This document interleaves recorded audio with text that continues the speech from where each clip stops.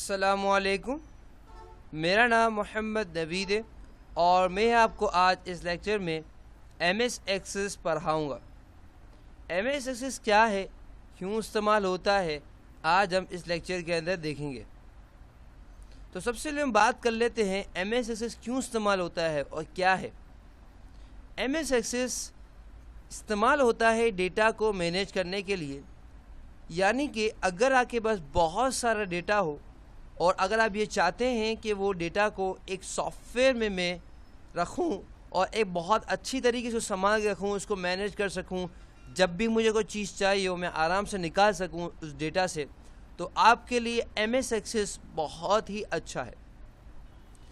अच्छा, आप में से कोई लोग होंगे वो एक्सेल जानते होंगे, वो कहेंगे सर हम तो एक्सेल पहले से जानते हैं, हम तो शीट्स बना लेते हैं उसके अंदर, हम तो डेटा को मैनेज कर लेते हैं उसके अंदर, तो हमें MS एक्सेस सीखने की क्यों ज़रूरत है?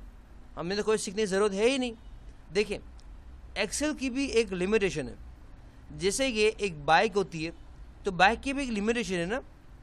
आप बाइक के अंदर ज़्यादा 2 लोगों को बिठा सकते हैं। छोटा बच्चा है तब 3 बैठ गए, मगर अब क्या एक बाइक के अंदर क्या आप 10 लोगों को बिठा सकते हैं? क्या एक बाइक के अंदर आप क्या 6 लोगों को बिठा सकते हैं? नहीं बिठा सकते। क्यों? क्योंकि लिमिटेशन होती है ना। इसी तरह से अगर हम बात करते हैं MS एक्सेस की, तो एक्सेस क्या है? एक्सेस एक बहुत बड़ा प्लेटफॉर्म है। यहाँ पे डेटा को बनाया ऐसे जाता है, यहाँ पे डेटा को लाया ऐसे जाता है ताकि यहाँ पे बहुत बड़े डेटा को मैनेज किया जा सके। मगर उसके अगर हम बात करें हम हमारे एक्सेल की, तो एक्सेल थोड़ा छोटा है, उसको मैनेज करना थोड़ा सा मुश्किल हो जाता है। तो अगर आप मेरे साथ रहे और जो मैंने आपको कहा वो आप करते रहे, तो आपके लिए MS एक्सेस बहुत मुश्किल नहीं होगा। बहुत सारे स्टूडेंट्स आते हैं, वो कहते हैं कि सर MS एक्सेस बड़ा मुश्किल है, नहीं समझ आता। तो आप मेरे साथ रहेंगे, जो मैं कहूँगा वो आप करते रहेंगे, तो कोई भी चीज़ मुश्किल यहाँ पे नहीं होगी। तो ये तो बात हमने की कि MS एक्सेस की छोटा सा इंट्रोडक्शन दिया ताकि आप कंफ्यूज ना हो। किसी क्या हम कोई पूछेगा कि MS एक्सेस क्यों इस्तेमाल करते हैं, तो आप क्या जवाब देंगे? हम इसलिए इस्तेमाल करते हैं ताकि हम लोग इसके अंदर डेटा को मैनेज कर सकें। ये एक डेटा के लिए समझें कि बहुत बड़ा प्लेटफॉर्म है। यहाँ पे डेटा को बहुत अच्छे तरीके से मैनेज यानी रखा भी जा सकता है, मैनेज भी किया जा सकता है। अच्छा, आज हम MS एक्सेस के अंदर डेटाबेस बनाना सीखेंगे।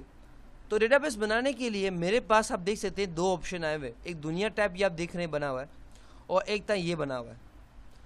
तो डेटाबेस बनाने के लिए मैं किस पे क्लिक करूँगा? ब्लैंक डेस्कटॉप डेटाबेस पे क्लिक करूँगा। जिसे मैं क्लिक करता हूँ, आप देख सकते हैं मेरे पास एक विंडो टाइप आ गई है, और यहाँ पे मेरे पास ये नाम पूछ रहा है, यानी कि आप अपने डेटाबेस का क्या नाम रखना चाहते हैं। तो यहाँ पे मैं कुछ भी लिख सकता हूँ, जैसे कि यहाँ पे मैं नवीद, कुछ भी नाम यहाँ लिखना चाहे तो आप यहाँ पे लिख सकते हैं। उसके बाद यहाँ पे ब्राउज है।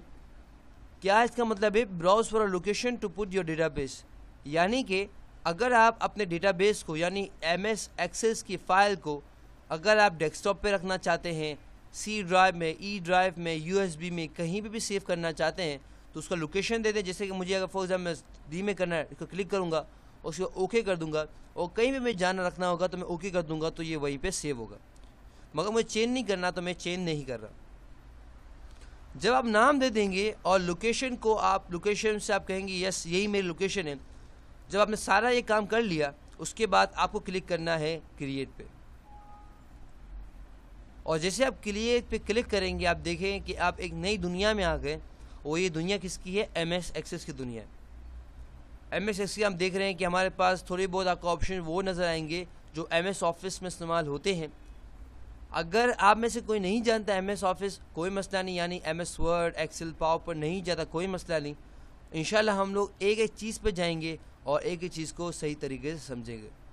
तो ये तो था हमारा लेक्चर MS एक्सेस के इंट्रोडक्शन के बारे में, और साथ ही साथ एज प्रॉमिस मैंने आपको डेटाबेस बनाना सिखा दिया। अगले लेक्चर के अंदर हम ये बात करेंगे कि डेटाबेस क्या है डिटेल के अंदर, और साथ ही साथ टेबल्स के बारे में बात करेंगे। तो इंशाल्लाह आपसे अगले लेक्चर मुलाकात होती है। टिल देन, अल्लाह हाफ़िज़।